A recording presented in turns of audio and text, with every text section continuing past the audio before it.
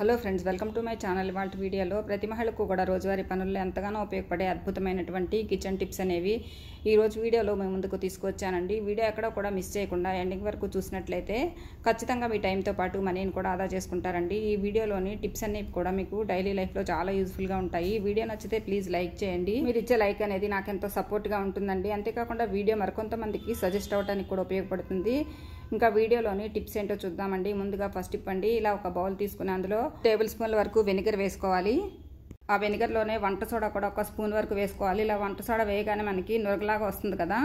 ఇది ఇప్పుడు ఎందుకు ఉపయోగిస్తామంటే మన ఇంట్లో ఎక్కువగా వుడెన్ ఫర్నిచర్ అనేది ఉంటూనే ఉంటుంది కదండి. ముఖ్యంగా మంచాలు కానీ లేదంటే మనకి డైనింగ్ టేబుల్ కానీ స్టడీ టేబుల్ కానీ అలాంటివన్నీ కూడా ఒక్కొక్కసారి వుడెన్తో చేసినటువంటి ఫర్నిచర్ కొని పెట్టుకుంటూ ఉంటాం కదా.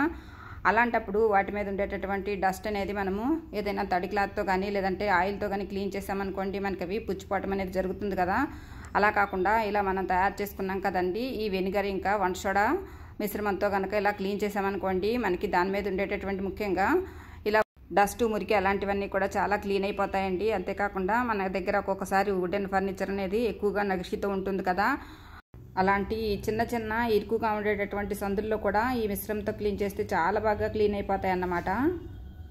ఈ చెక్కతో చేసినటువంటి ఫర్నిచర్ అనేది మనకి పుచ్చిపోకుండా కూడా ఉంటుందండి. ఇక్కడ నేను మంచం క్లీన్ చేసి చూపిస్తున్నానండి. చూడండి ఎంత డస్ట్ అనేది వచ్చిందో.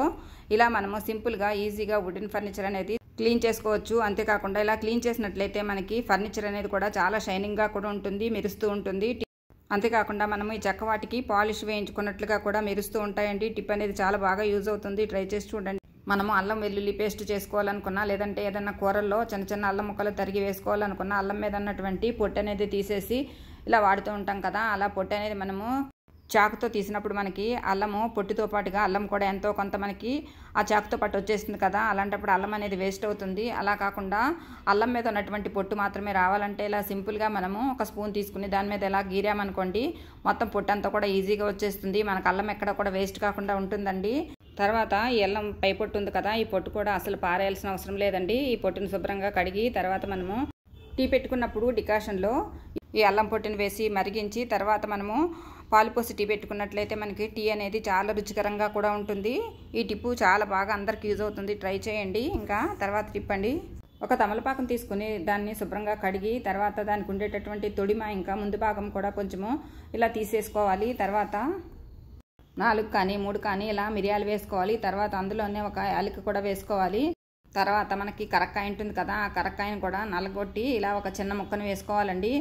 తర్వాత అందులోనే మనకి పుదీనా ఆకులు ఉంటాయి కదా, 2 ఆకులు కూడా ఇలా వేసుకోవాలి. తర్వాత కొంచెం అంటే కొద్దిగా తేనె ఇందులో వేసుకోవాలండి.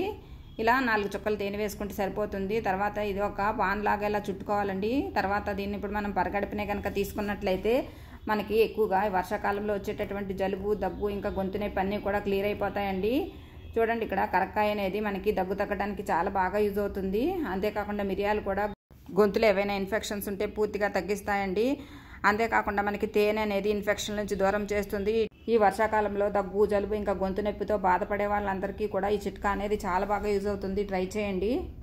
ఇంకా తర్వాత టిప్ ఏంటంటే, ఇలాంటి డిస్పోజబుల్ బాక్సెస్ అనేవి మనము ఫుడ్ ఆర్డర్ చేసినప్పుడు కానీ లేదంటే ఏదైనా స్వీట్స్ కానీ లేదంటే ఏదైనా మనము కేక్స్ కానీ కొన్నప్పుడు వస్తూ ఉంటాయి కదా, అలాంటివన్నీ కూడా మనము వేస్ట్ అని పారేస్తాము. ఈసారి పారేయకుండా ఒక బాక్స్ని తీసుకునేలా ట్రై చేసి చూడండి.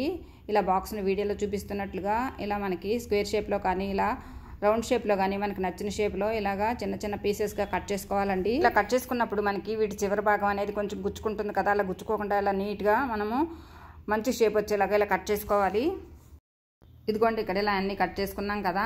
ఇప్పుడు ఒక సూది కానీ పిన్నీస్ని కానీ స్టవ్ మీద వేడి చేసుకుని ఇలా మనం కట్ చేసుకున్నటువంటి ఈ పీసెస్కి పై భాగంలో పక్కపక్కగా 2 హోల్స్ పెట్టుకోవాలండి. అన్నిటికీ కూడా ఇలాగే పెట్టుకోవాలి. తర్వాత ఇప్పుడు ఎందుకు ఉపయోగిస్తామంటే, మనలో చాలామంది ఇయర్ రింగ్స్ అనేవి ఎక్కువగా పెట్టుకుంటూ ఉంటాం కదా. ముఖ్యంగా ఫ్యాన్సీ ఇయర్ రింగ్స్ అనేవి ఇప్పుడు కామన్గా అందరూ ఎక్కువగా వాడుతున్నారు కదా. మ్యాచింగ్ ఇయర్ రింగ్స్ అని స్టడ్స్ అని చాలా మనం ఎక్కువగా వాడుతున్నాం కదా. అలాంటివన్నీ కూడా ఒక్కొక్కసారి మనం తెచ్చిపెట్టుకున్న తర్వాత బ్యాగ్స్లో కానీ లేదంటే ఏదైనా చిన్న చిన్న బాక్సుల్లో కానీ స్టోర్ చేసుకున్నప్పుడు అవి ఒకదానికొకటి తట్టుకుపోయి మనకి ఒక్కొక్కసారి ఒకటి దొరికితే ఒకటి దొరకక చాలా ఇబ్బంది అవుతుంది. ముఖ్యంగా ఎక్కువగా మనకి టీనేజ్ గర్ల్స్ ఉన్నప్పుడు వాళ్ళు కాలేజీకి వెళ్ళే హడావిడిలో ఒకటి కనిపిస్తే ఒకటి కనిపెడక చాలా ఇబ్బంది పడతారు కదా. అలాంటప్పుడు మనం ఇలా తయారు చేసుకున్నాం కదండి, ఈ షీట్స్ అనేవి మనం తయారు చేసి పెట్టుకున్నాం కదా, వాటికి ఇలా గనక మనము పెట్టుకున్నామనుకోండి, ఇలా తగిలించి పెట్టుకున్నట్లయితే మనకి ఈజీగా తీసుకుని వాడుకోవడానికి సౌకర్యంగా కూడా ఉంటుంది. మనకి ఎప్పుడు కావాలంటే అప్పుడు తీసుకొని మళ్ళీ వీటికే పెట్టేసుకున్నాం అనుకోండి, మనకి ఏ పెయిర్ కావాలంటే ఆ పెయిర్ అనేది ఈజీగా దొరుకుతుందండి. అంతేకాకుండా మనకి మార్నింగ్ అనేది హడావిడి లేకుండా మనము సింపుల్గా ఈజీగా రెడీ కావడానికి చాలా వీలుగా ఉంటుంది. టిప్ ట్రై చేసి చూడండి. ఇంకా తర్వాత టిప్ అండి, వాటర్ బాటిల్స్ అనేవి మనకి ఎక్కువగా వస్తూనే ఉంటాయి కదా. కూల్ డ్రింక్ బాటిల్స్ కానీ వాటర్ బాటిల్స్ కానీ మనం తాగిన తర్వాత పడేస్తాం కదా, అలా పడేయకుండా ఈసారి ఇలా ట్రై చేసి చూడండి. ఇలా వాటర్ బాటిల్ ఒక దాన్ని తీసుకుని దానిపైన ఉండేటటువంటి లేబుల్ ఉంటుంది కదా, ఆ లేబుల్ అంతా తీసేసిన తర్వాత ఇలా ఒక చాకును కానీ లేదంటే ఇలా ఒక రాడ్డును కానీ వేడి చేసి దానికి ఇలా మొత్తం అన్ని హోల్స్ పెట్టుకోవాలండి. బాటిల్ చుట్టూ కూడా హోల్స్ పెట్టుకున్న తర్వాత ఇప్పుడు చాకుని వేడి చేసి ఇలా బాటిల్కి మధ్య భాగంలో ఇలా వీడియోలో చూపిస్తున్నట్లుగా ఇలా చాకు నిలువుగా మనము కట్ చేసుకోవాలి.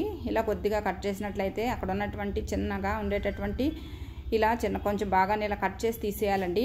ఇలా తీసేసిన తర్వాత ఇప్పుడు మనము ఇది ఎందుకు ఉపయోగిస్తామనేది చెప్తానండి. మనము ఒక్కొక్కసారి వెల్లుల్లిపాయలు అనేవి పచ్చళ్ళలోకి కానీ లేదంటే అల్లం వెల్లుల్లి పేస్ట్ చేసుకోవడానికి ఎక్కువ మొత్తంలో తెచ్చి పెట్టుకుంటూ ఉంటాం కదా. అలా వెల్లుల్లిపాయలు అనేవి మనం స్టోర్ చేసుకోవడానికి ఒక్కొక్కసారి మనము ఏదైనా డబ్బాలో కానీ లేదంటే ఏదైనా బుట్టలో కానీ పెట్టి స్టోర్ చేస్తూ ఉంటాం కదా. అలాంటప్పుడు ఒక్కొక్కసారి కిచెన్లో మనకి అలమారాల్లో స్పేస్ ఎక్కువగా లేనప్పుడు ఈ వెల్లుల్లిపాయలు బుట్ట అనేది మనము స్టోర్ చేసుకోవడం కష్టంగా ఉంటుంది. అలాంటప్పుడు వెల్లుల్లిపాయలు అన్నీ కూడా ఇలా మనం తయారు చేసుకున్నాం కదా, ఈ బాటిల్లో పెట్టుకున్నాం అనుకోండి, మనకి బాటిల్కి చుట్టూ కూడా మనం హోల్స్ పెట్టుకున్నాం కదా, వెల్లుల్లిపాయలు అనేవి ఇందులో పెట్టుకున్నట్లయితే మనకి ఒక ఆర్గనైజర్గా కూడా ఇది పనిచేస్తుంది. తర్వాత మనం ఇలా ఈ బాటిల్కి చుట్టూ కూడా మనం ఇలా హోల్స్ పెట్టుకున్నాం కదా, అందువల్ల వెల్లుల్లిపాయలు అనేవి అస్సలు పాడవకుండా ఉంటాయండి. అంతేకాకుండా మనకి ఇది ఒక మంచి ఆర్గనైజర్గా పనిచేయటమే కాకుండా మనకి ప్లేస్ కూడా ఎక్కువ ఆక్యుపై చేయకుండా ఉంటుంది. మనము అలమరలో ఒక పక్కగా పెట్టుకున్నాం అనుకోండి, మనము ఎప్పుడు కావాలంటే అప్పుడు తీసుకుని వాడుకోవడానికి కూడా చాలా వీలుగా ఉంటుంది. ఇలా ఈ బాటిల్లో 1 kg వెల్లుల్లిపాయల వరకు ఇలా స్టోర్ చేసుకోవచ్చండి. టిప్ అనేది అందరికీ యూజ్ అవుతుంది, ట్రై చేయండి. ఇంకా తర్వాత టిప్ అండి, మనము అరటిపళ్ళు ఒక్కొక్కసారి డజన్ కానీ అర డజన్ కానీ తెచ్చిపెట్టుకుంటూ ఉంటాం కదా. అలాంటప్పుడు చాలామంది అరటిపళ్ళు అనేవి తినడానికి ఇష్టపడరు కాబట్టి ఈ అరటిపళ్ళు అనేవి కొంచెం త్వరగా పాడైపోతూ ఉంటాయి. అలా పాడైపోకుండా మనకి అరటిపళ్ళు అనేవి కొంచెం ఎక్కువ రోజులు ఫ్రెష్గా ఉండడానికి ఇలా ట్రై చేయండి. మనకి సిల్వర్ ఫాయిల్ ఉంటుంది కదండి, ఆ సిల్వర్ ఫాయిల్ కానీ లేదంటే పేపర్ నాప్కిన్ కానీ తీసుకుని అరటిపళ్ళకి ఒక గెలలాగా ఉంటుంది కదా పైన, దానికి ఇలాగా చుట్టేసి తర్వాత అది కదలకుండా ఒక రబ్బర్ బ్యాండ్ పెట్టేసామనుకోండి, మనకి అరటిపళ్ళు అనేవి త్వరగా కుళ్ళిపోకుండా ఇంకా పాడైపోకుండా కూడా ఉంటాయి. మనము వారంలో 1-2 తిన్నా కూడా మనకి 10 రోజుల వరకు కూడా అరటిపళ్ళు అనేవి పాడవకుండా ఉంటాయండి. టిప్ అనేది అందరికీ యూజ్ అవుతుంది, ట్రై చేసి చూడండి. ఇంకా తర్వాత టిప్ అండి, మనము పూరీలు చేసుకుంటూ ఉంటాం కదండి, ఆ పూరీలు చేసుకున్నప్పుడు మనము బాండిలో ఎక్కువగా ఆయిల్ పోసి ఆయిల్లో మనము పూరీలు వేసి వేయించుకుంటూ ఉంటాం కదా. అలా ఎక్కువ నూనెలో వేయించుకున్న తర్వాత నూనె అనేది మళ్ళీ నూనె వాడడానికి ఇష్టపడమండి. అలాంటప్పుడు తక్కువ నూనెలోనే మనము పూరీలు పొంగుతూ వేయించుకోవాలంటే ఇలా సింపుల్గా ట్రై చేయండి. ముందుగా మనము పూరీ పిండి కలుపుకునేటప్పుడు అందులో కొద్దిగా పాలు కొద్దిగా పంచదార వేసి కలుపుకున్నట్లయితే పూరీలు అనేవి బాగా పొంగుతూ వస్తాయండి. నేను ఇక్కడ పూరీలు వేయించుకోవడానికి బాండి కాకుండా ఇలా కుక్కర్ పెట్టుకున్నానండి. ఈ కుక్కర్లో కొద్దిగా నూనె పోసి అడుగున ఇలా పూరీలు కనుక వేయించుకున్నట్లయితే మనకి పూరీలు అనేవి పొంగుతూ వస్తాయండి. ఇంట్లో ఆయిల్ తక్కువగా ఉన్నప్పుడు మనము పూరీ చేసుకోవాలంటే ఇలా ఈజీగా కుక్కర్లో చేసుకున్నామనుకోండి, మనకు ఆయిల్ అనేది ఎక్కువగా పట్టదు. అంతేకాకుండా ఎక్కువ ఆయిల్ కూడా మిగలకుండా కూడా ఉంటుందండి. మనం ఇలా ఎన్ని పూరీలైనా సరే ఈజీగా కుక్కర్లో చేసేసుకోవచ్చండి. మనము బాండీలో అయితే కొంచెం ఎక్కువగా నూనె పోయాల్సి ఉంటుంది కదా, అలా కాకుండా ఇలా కుక్కర్లో పూరీలు వేయించుకుంటే చాలా తక్కువ ఆయిల్ పడుతుంది. తర్వాత ఆయిల్ అనేది మిగిలిపోకుండా కూడా ఉంటుందండి. తక్కువ ఆయిల్తో ఎక్కువ పూరీలను మనం తయారు చేసుకోవచ్చు. ఇంతేనండి ఇవాళ వీడియోలోని టిప్స్ అనేవి కూడా మీకు నచ్చాయనుకుంటున్నానండి. మరిన్ని కొత్త ఐడియాలతో తర్వాత వీడియోలో మళ్ళీ కలుద్దామండి. Thank you for watching this video. Thank you.